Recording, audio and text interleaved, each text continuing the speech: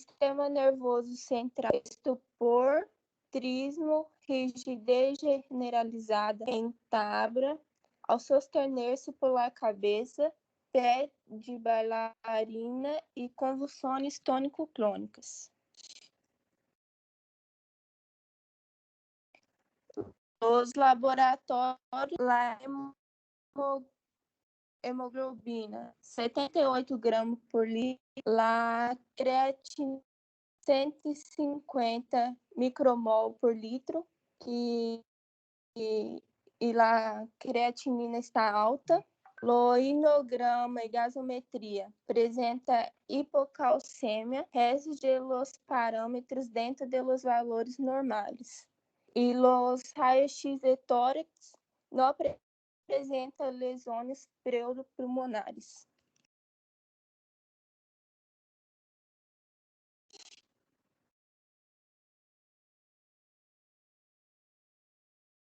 Mariana?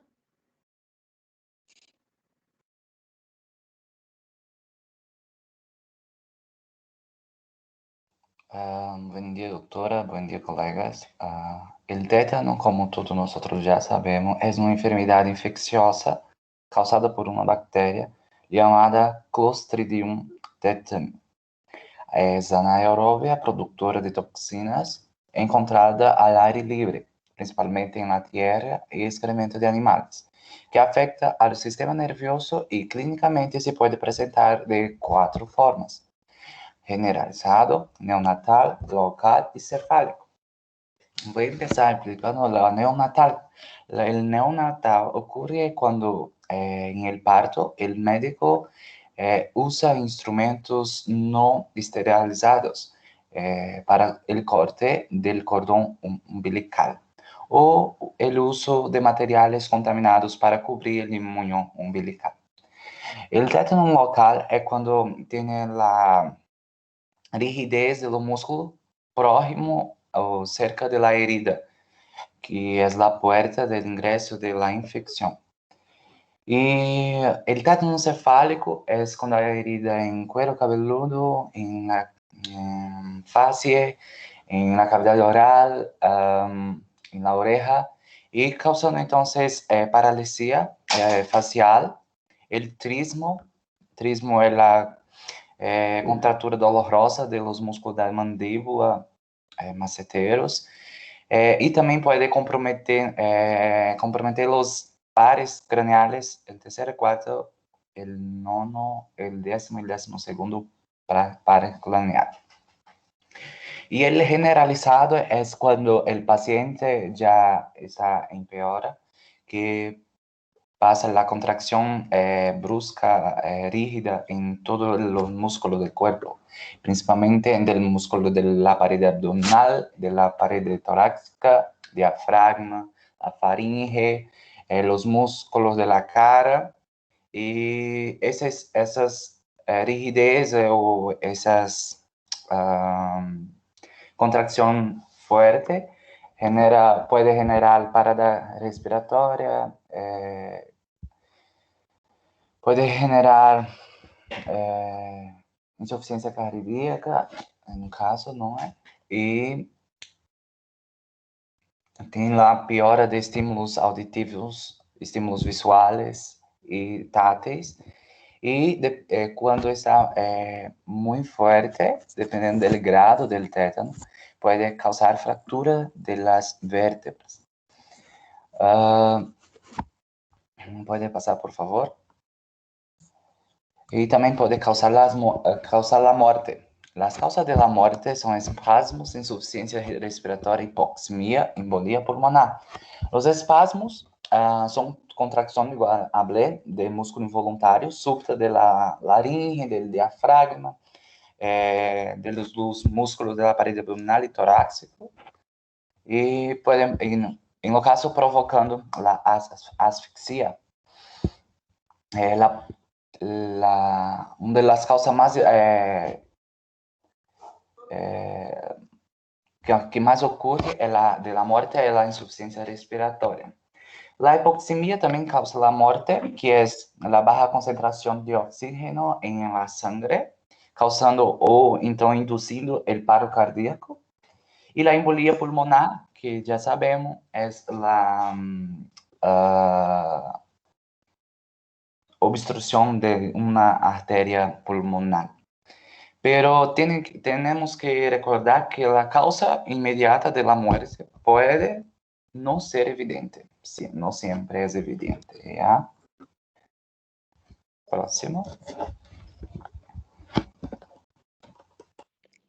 La epidemiología tiene una tasa de mortalidad a nivel mundial tiene de 50%, en el adultos no tratados de 15 a 60%, y en los recién nacidos de 80 a 90%.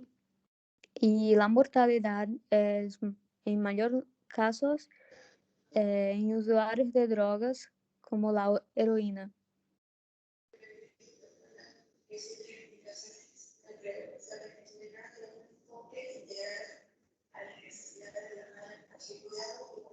Bien, los síntomas va a depender del periodo de incubación, que puede variar de 2 a 50 días, con un promedio de 5 a 10 días. Puede presentar contractura de la mandíbula, rigidez en el cuello, dolor de cabeza, faringitis, espasmos tónicos y espasmos de los músculos.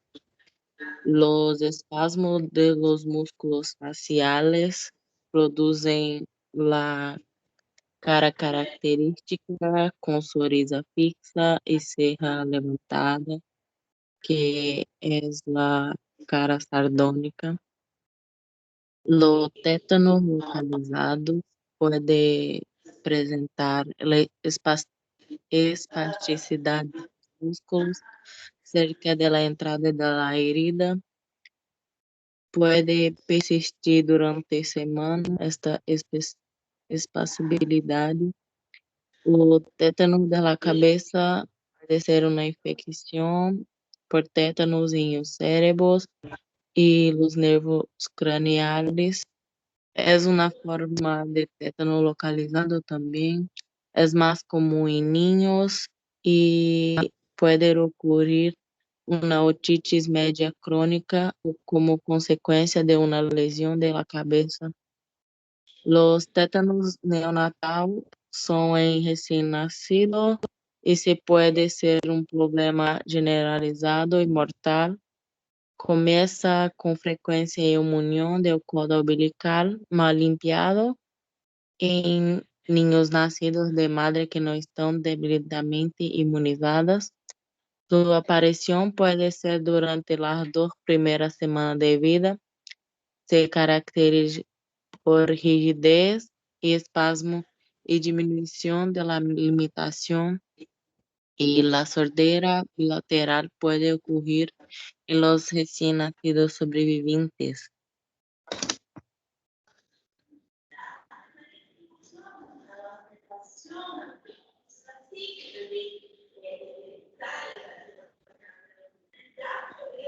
El diagnóstico por medio de una evaluación clínica tiene que averiguar la historia clínica del paciente y de inmunización. Se observa si el paciente tiene espasmos repentinos, si han tenido lesiones recientes o si está en el grupo de factor de riesgo como la diabetes.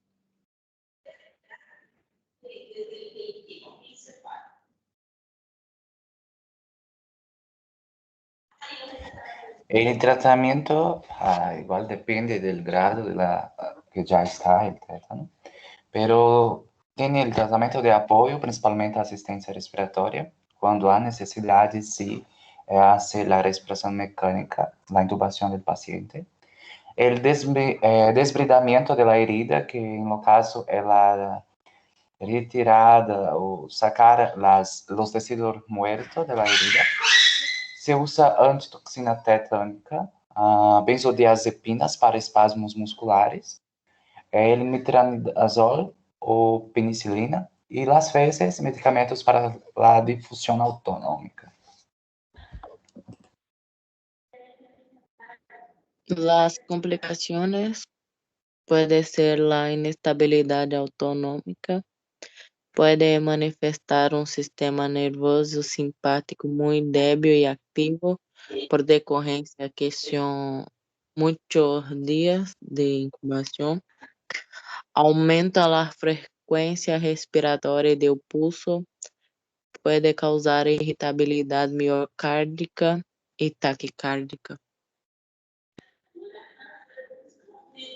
La prevención es necesaria de administrar una serie primaria de vacunas contra el tétano seguida de refuerzos regulares.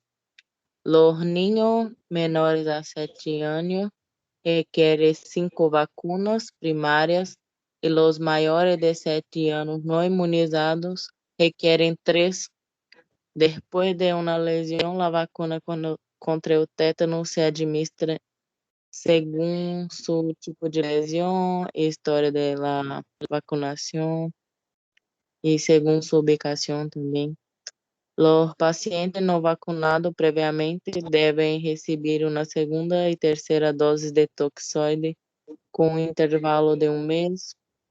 Las mujeres embarazadas deben recibir la vacuna entre las semanas 27 y 36 de la gestación, independiente de cuando fueron vacunadas en la última vez. Y es eso. Gracias por la atención. ¿Tienen alguna pregunta para su compañera?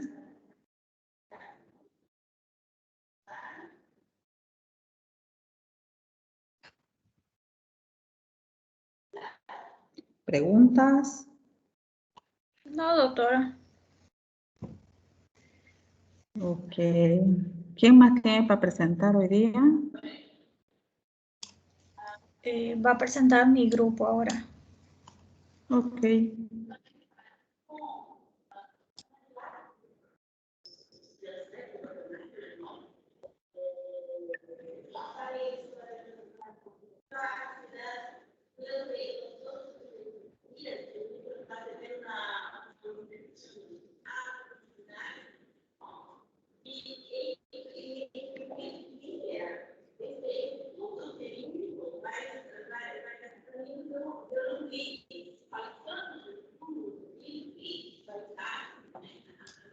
¿Se ve mi pantalla, doctora? Sí, sí, se ve bien. Ya. Ups.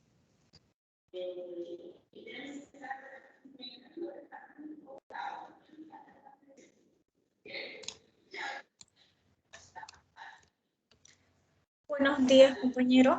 Nosotros vamos a presentar el caso clínico de hoy. Mi grupo está Ian, Carlita, María Eloise y yo. Nuestro caso clínico tuvo la fecha de admisión el día 22 del 5 de 2020. Es una niña de 12 años y el motivo de su consulta es que reclama de dolor abdominal durante 7 días. Sus antecedentes personales, la niña ha nacido de parto normal, no hubo complicaciones, no tuvo hospitalización ni tampoco cirugías previas y presentó rubéola, pero sus vacunas están al día. Antecedentes familiares no posee, tiene 3 hermanos, hábitos de vida, condiciones, vive en una casa de ladrillo con 7 habitaciones, saneamiento básico y niega presencia de animales domésticos. Ya la historia de la enfermedad, el padre refiere que la niña hace 7 días inició con un dolor abdominal difuso asociado con el edema en la misma región abdominal. Midió fiebre de 39 grados durante 3 días y cada vez que tomaba dipirona cedía la fiebre. Hace 5 días informa que hubo una progresión de los edemas en la región de la cara y también en la región genital, asociado con el padecimiento de hace 3 días, y ha referido oliguria y un oscurecimiento de su orina. Tiene tos seca en la parte de la noche, una disnea de esfuerzo medio y hace un día desarrolló una diarrea líquida sin resto de comida, moco ni sangre y posee una hiporexia. El padre informó también que la paciente tuvo inflamación de garganta hace unos días atrás, unas semanas atrás, y niega la pioderma. La presión arterial de la niña es un poco elevada, está a 149/95. Buen estado general, su coloración está normal, se ve hidratada. En el momento de la consulta estaba afebril, cianótica y anictérica. Y tenía un edema periorbitario. Ahí repite 2 veces, perdón. El edema periorbitario son lo que se ve abajo de los ojitos de la niña. Posee una hipertrofia de amígdalas, sin presencia de hiperemia y tampoco secreción purulenta.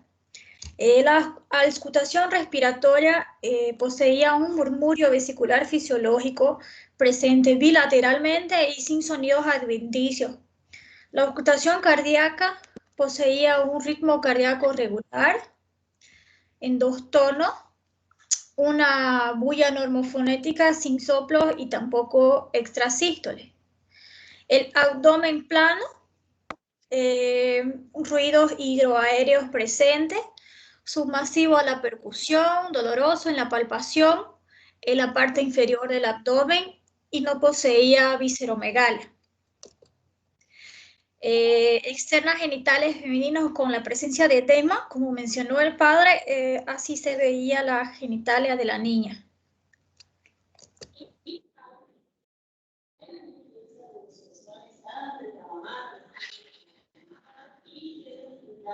¿Hasta ahora tiene algún diagnóstico? ¿Qué dice la sala?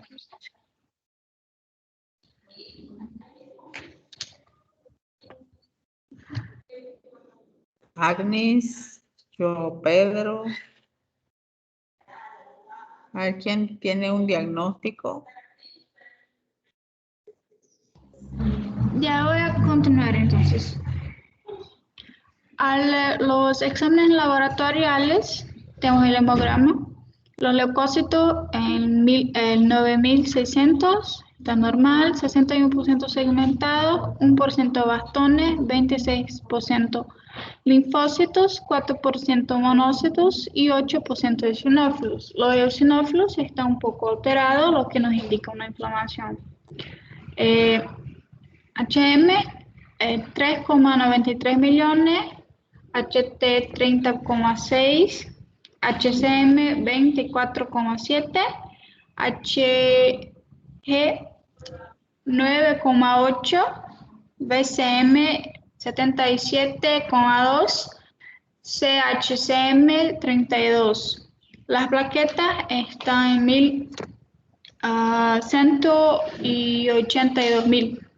A la bioquímica, la glucosa está en 90, la creatinina 0,6, TGP 12, el potasio 5,3, las proteínas 5,9, la urea 58, el TGO en 22, el sodio en 143, el cloro en 118 y la albumina 3,3.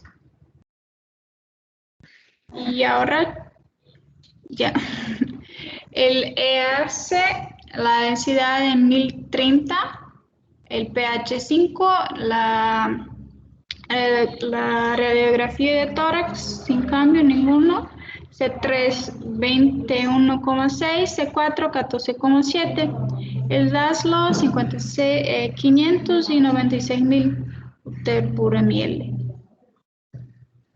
Y ahora tienen una idea o no, ya fue. Ay, perdón. Ya pasaste, ni modo. Pero Bueno, además chicos, es una realmente glomerulonefritis. hay muy poca participación. Espero que no se traduzca en sus exámenes.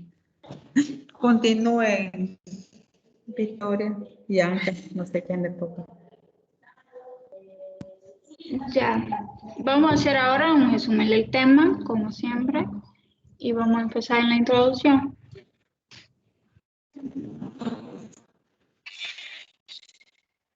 Pase, Victoria.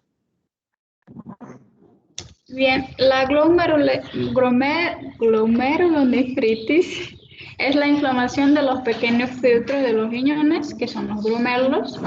Y bien, los glomérulos tienen como función eliminar el exceso de líquido, los electrolitos y los desechos del torrente sanguíneo, y los hace pasar a la orina. La glomerulonefritis puede aparecer de manera repentina, que es aguda, o gradual, que es crónica. Bien, la pérdida de infiltración selectiva dará lugar sobre todo a la eliminación por la orina de diferentes elementos formes de la sangre, como hematis, y de sus sustancias que habitualmente no se pierden o lo hacen en cantidades mínimas, como la proteína sanguínea, albúmina, gamma globulina y etc. Esta inflamación puede ocurrir por sí sola o como parte de otra enfermedad, como lupus y diabetes.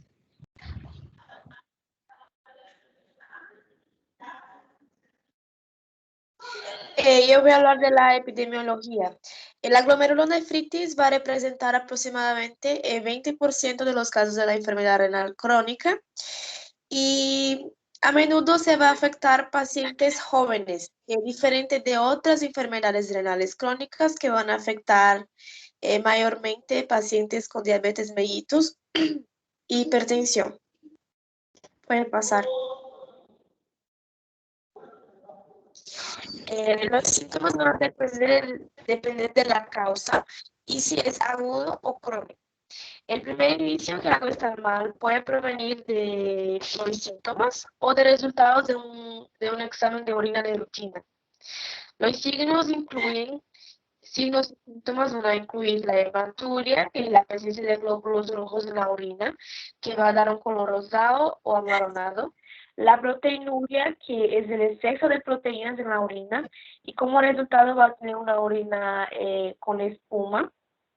Y la hipertensión también, que es la presión arterial alta, y el edema, que es la retención de líquidos con hinchazón notoria, y puede ser en la cara, las manos, los pies y el abdomen. Y ahí tenemos una foto de cómo es el edema, cómo se presenta el edema y la hematuria.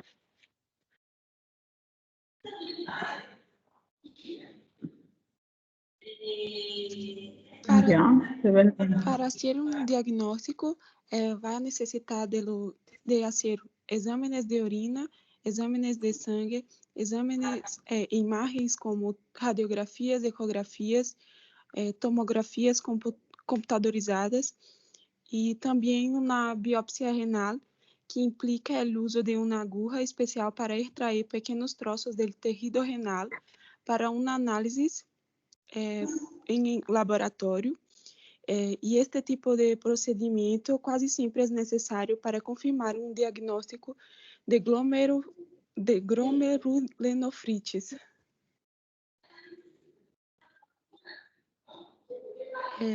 O diagnóstico diferencial vai ser uma enfermidade de lesão mínima, uma glomerulosclerose focal e segmentária, uma nefropatia membranosa e uma nefropatia diabética.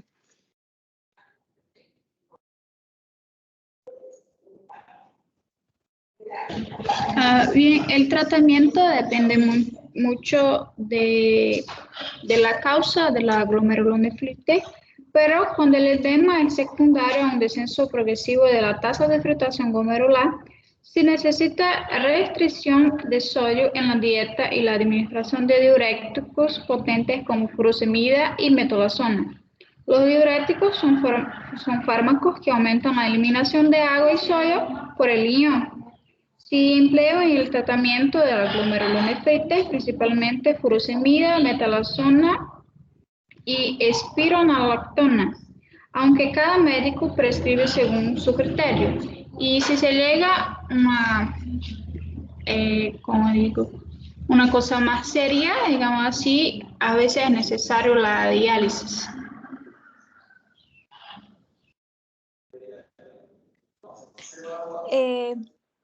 No existe una prevención, como digo, no existe una profilaxis que pueda impedir o evitar que la persona tenga una glomerulonefritis. Lo que podemos hacer es controlar la inmunidad, ya que vimos que la glomerulonefritis está asociada con algunos problemas inmunitarios. Podemos disminuir la cantidad de sal del paciente y así vamos a hacer el control de una presión arterial. Evitar el consumo en exceso de proteínas y de potasio para evitar lo que es la proteinuria. También evitar el nivel de azúcar para prevenir una posible nefropatía diabética. No fumar, es muy importante no fumar, o por lo menos que no sea en exceso. Se busca un tratamiento. Cuando la persona tenga algún tipo de infección bacteriana, es importante que busque inmediatamente un tratamiento.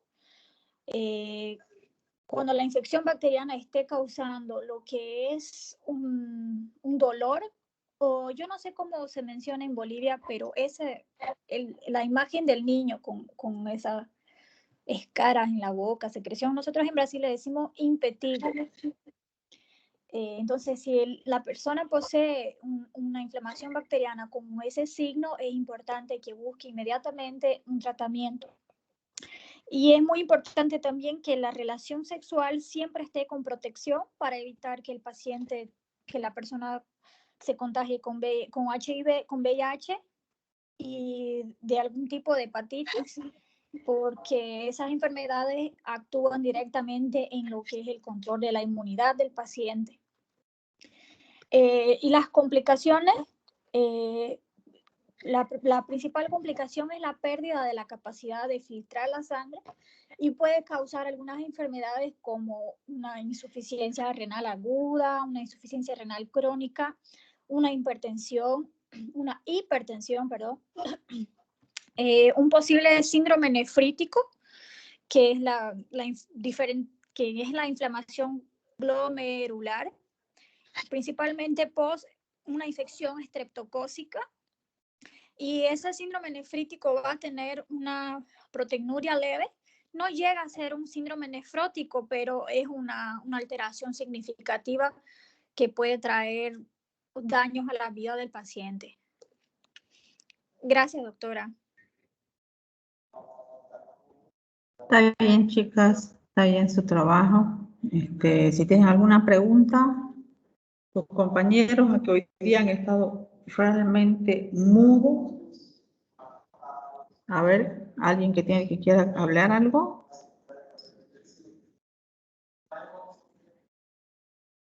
Ana Carla, Evando.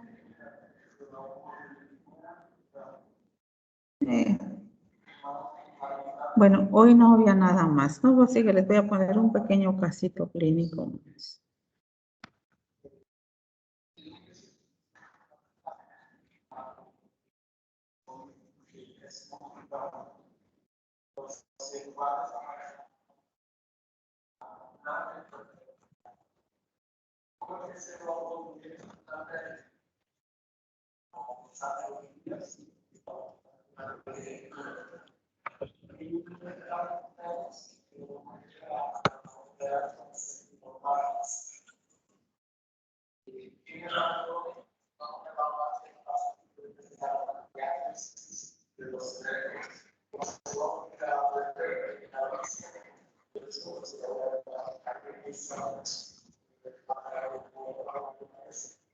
Bueno, vamos a hacer estos casitos clínicos. Voy a hacerles pensar un poquito.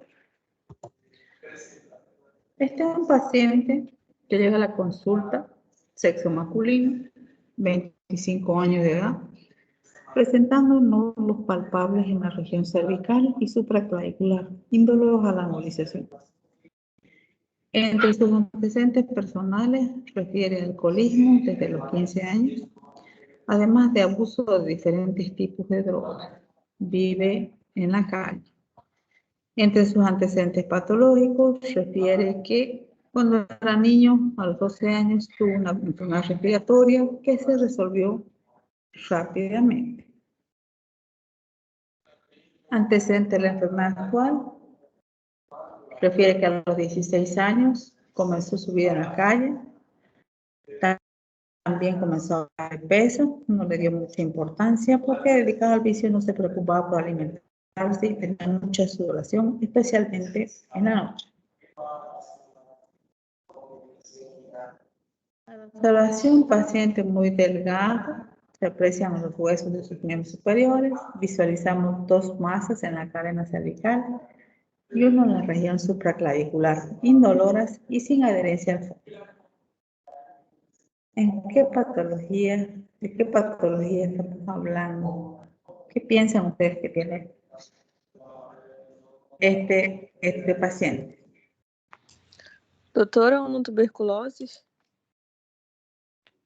¿Por qué? Porque el paciente vivía en la calle, se presenta muy delgado, muy flaquito, o sea, muy magro, tiene probablemente desnutrición, el que me hace pensar que puede ser una tuberculose. Pero no tiene signo normal en su pulmón. A nivel pulmonar no tiene nada. Si es tuberculosis, ¿dónde estaría el cuadro de este paciente? ¿Puede volver a la primera diapositiva, por favor? Tuberculose ganglionar, doutora? Poderia ser? Podría Sí. ser. Por la presencia de los nódulos en la región cervical y supraclavicular, ¿no es cierto? Perfecto. Tenemos un diagnóstico. Ya, el por qué. ¿Por qué piensan que tiene tuberculosis ganglionar?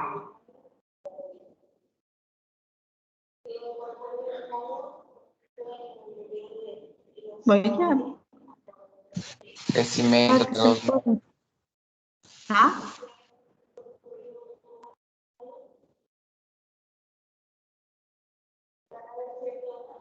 Vamos a ir por los laboratorios que necesitarían ustedes para confirmar su diagnóstico. ¿Qué exámenes le pedirían a este paciente?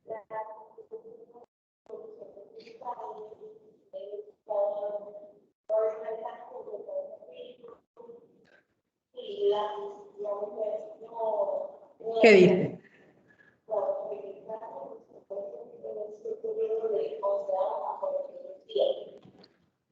¿Cómo podrían confirmar su diagnóstico? Ustedes saben, si tuvieran una tuberculosis pulmonar, quizás su primer laboratorio que pedirían sería una vaciloscopía, ¿no es cierto? En este caso, la vaciloscopía no es útil. Entonces, ¿cómo se diagnostican las formas extrapulmonares puras? Una vez que ya uno tiene la clínica y la sospecha diagnóstica, ¿qué laboratorio confirma?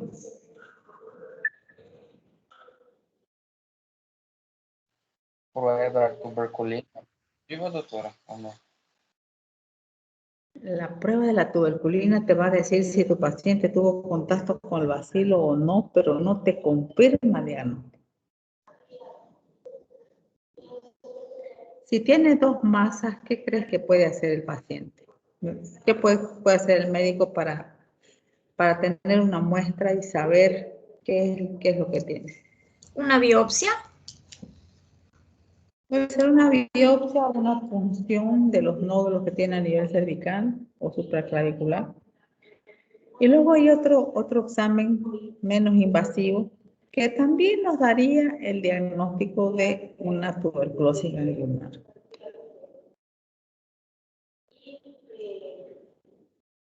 O extrapulmonar. Una que está de moda ahora, junto con la PCR y demás. Está de moda ese estudio también para COVID.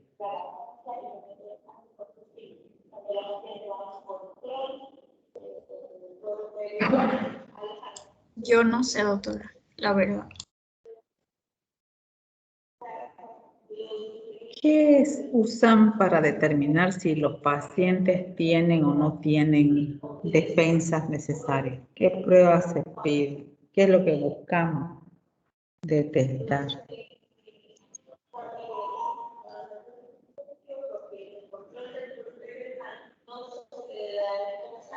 Pruebas de anticuerpos, La doctora. claro. La ELISA, por ejemplo. inmunoglobulina, la IgG y IgM. Esos dos son importantes, específicos para tuberculosis. Entonces, tenemos la signosintomatología, la localización de la lesión, podemos hacer punción de los nódulos y para confirmar diagnóstico, la serología y tenemos que pacientes tuberculosos. Ahora, considerando los antecedentes de este paciente, ¿qué otro análisis le pedirían a ustedes?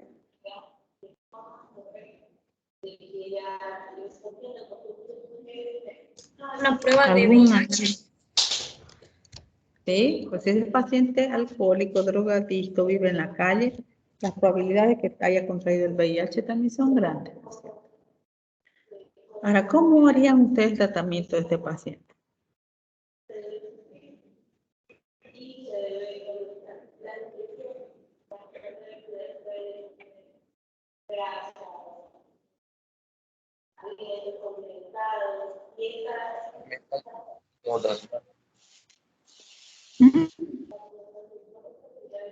¿Se hace el Háblame un mismo poquito más. tratamiento con ranfipicina o no es? O sea, si se confirma que tiene VIH más, habría que cambiar la rifampicina, pero si no, es el mismo tratamiento. Ah, sí. El único problema ahí es saber cómo hacer para que este paciente cumpla su tratamiento. Paciente Eso, que vive en la calle. Ese es un problema adicional, ¿no? porque es bien largo el tratamiento, ¿no? Claro, o sea, es probable que no siga. Ahora, si él ha acudido a la consulta, puede ser que tenga intenciones de curarse y sí vaya todos los días al centro de salud a recoger su medicación. ¿Y Habría qué que se le ampliar. administra si es que tiene VIH? Se tiene que hacer el cóctel también específico para VIH, o sea, los antirretrovirales para inhibir la proteasa, la integrasa. Entonces todo eso tiene que tomar y la rifampicina se tendría que cambiar porque eso altera el metabolismo de algunos de estos retrovirales y que puede ir en desmedro, o sea, no va a tener la misma respuesta. Entonces se da Y no la olvido el nombre, ¿La isoniazida se puede o no? Sí, Tampoco, ¿no? la Pero isoniazida es puede menos seguir. invasiva. Claro, pero tienes que hacer un estudio completo, ¿no es cierto? O sea, un tratamiento completo. Y el que sí va a alterar, digamos, la efectividad del tratamiento, digamos, anti-VIH sería la rifampicina. Si se confirma el VIH, habría que cambiar el esquema. Si no, se puede seguir el mismo esquema de tratamiento. Bueno, tengo uno más. Pero se confirma la VIH, ¿Sí? cambiar la rifampicina por cuál otro. Rifautina, que es un parecido a la rifampicina, no es la misma rifampicina, la rifabutina.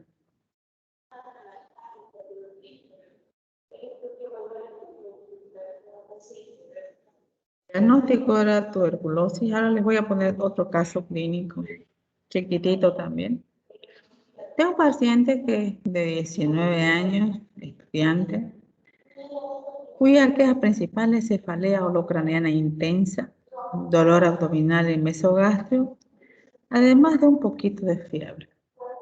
Refiere también una diarrea líquida, color marrón y de olor fétido. ¿Alguna idea hasta ahí? ¿Mm? Háblame un poquito más fuerte. Salmonelosis. Salmonelosis. Puede ser. Vamos a seguir. Entre sus antecedentes personales indica que con bastante frecuencia come en diferentes tipos de restaurantes por vivir lejos de su trabajo. Su comida es rica en grasas y salsas. Vamos a suponer que come comida chatarra. Y precisamente hoy comió un puesto callejero hace aproximadamente 8 horas. Eso encaja en el diagnóstico que dan, que el tiempo el periodo de incubación es bastante corto de la salmonela, ¿no es cierto? Abdomen blando, depresible, doloroso a la palpación mesogástrica, flanco derecho. A la ocultación se aprecia la presencia de borborismo.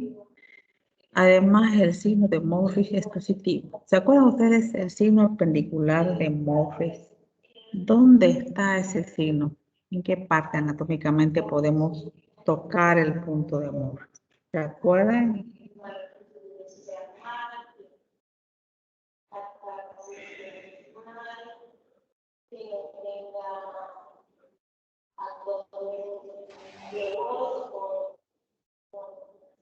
¿Dónde está ubicado el punto de McBurney?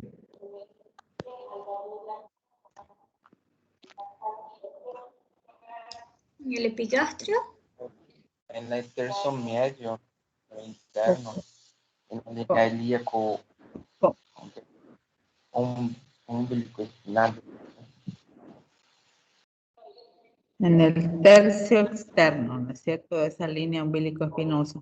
¿Y el de Morris? El de Morris en el epigastrio. El de Morris es, o sea, el de McBurney está en la unión del tercio externo con el tercio medio.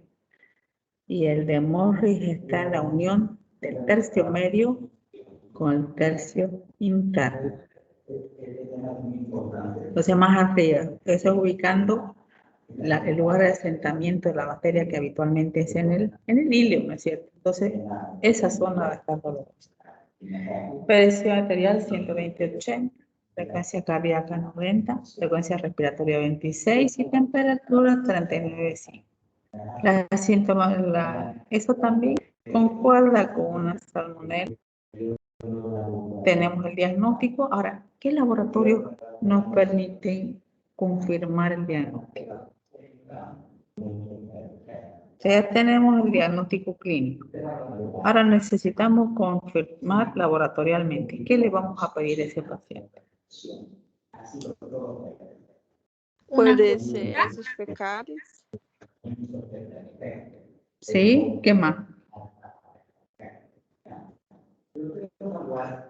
Y hacer una Puede cultura, ser sangre una también. gastroscopía. Un cultivo de sangre o puede ser de orina o de heces también, para hacer un antibiograma también, ¿no es cierto? ¿Y alguna prueba serológica que se acuerde?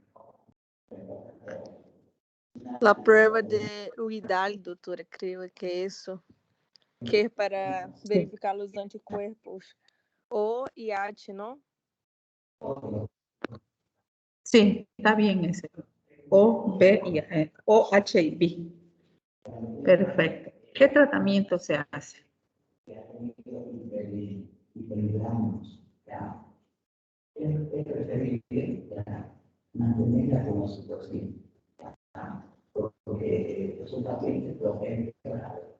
¿Qué tratamiento haría en este caso? O sea, tiene diarrea, pero también tiene dolor de cabeza intenso, entonces podría ser una tifoidea, ¿no es cierto? Entonces, ¿cuál sería el tratamiento? ¿Solo hidratación o harían algo más? Unas para sintomatología, para que no tenga dolor. Ya, tratamiento sintomático, Sí, pero primero solo...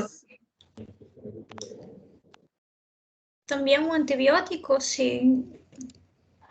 Sí, antibióticos, en este caso sí, antibióticos es necesario. ¿Qué antibióticos se acuerdan? ¿Qué antibióticos podrían usar? Sí, profloxacino. Sí, amoxicilina. También. Y el cotrimoxazol también, es cierto. La mezcla de sulfamethoxazol y trimetoprim. Eso, cualquiera de esos podemos utilizar. ¿Qué complicaciones podría producir? Doctora, una Sí, pregunta. dime. El paciente responde a la hidratación, no necesita antibióticos, no necesita. No. Sí, como dijimos que si es una forma gastroentérica puede ser autolimitada. Entonces, primero comiences con hidratación, mientras tanto puedes haber mandado al laboratorio para cultivo, ¿no es cierto? Entonces tú ves la respuesta, sí, la sintomatología baja solamente con hidratación, no necesitas hacer antibiótico.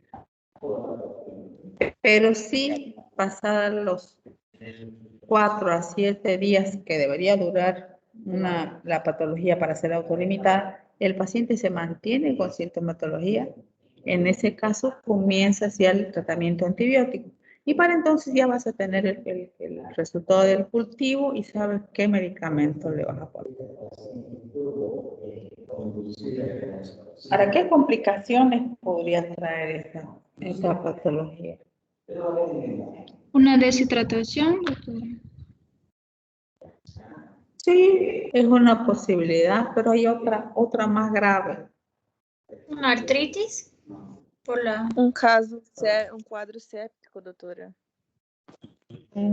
Cuadros de sepsis, porque esta bacteria penetra profundamente en las placas de Pear del intestino y tan profundamente se introduce que puede llegar a hacer perforación de la pared intestinal. Entonces, sí, una complicación puede ser una sepsis o incluso puede llegar a un shock séptico mismo. Bueno, entonces, esos eran los casos clínicos para hoy, aparte de lo que ustedes presentaron. Dios mediante, la semana que viene clase normal presencial. Les quiero decir, el examen está confirmado para el día 26. El examen teórico es el día 26 y el examen práctico va a ser el día 30, en la clase de práctica. El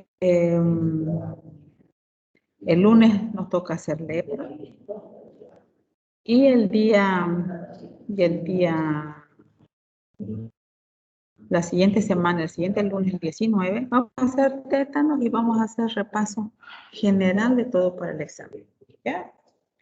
No se olviden, así no hayan presentado todavía, de subir cada uno de los alumnos su trabajo a la plataforma para su nota, por favor. No se olviden. Entonces voy a llamar lista y nos vemos el día de hoy. Denme un minuto.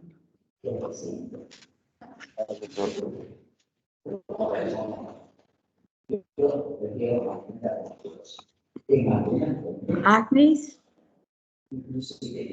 Presente, doutora. Aquila. Presente. Alexandre. No, no está. Ana Carla. Tampoco. Arthur Lemos. Bruno de Souza. Bruno Heller. Daniel Carrijo. Evandro. Presente. Guillermo.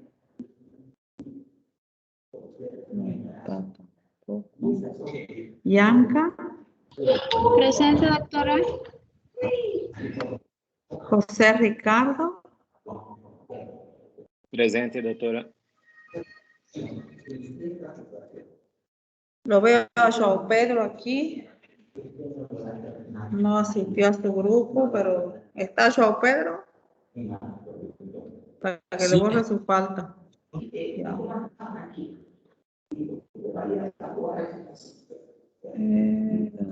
Larisa. Presente. Leidiani.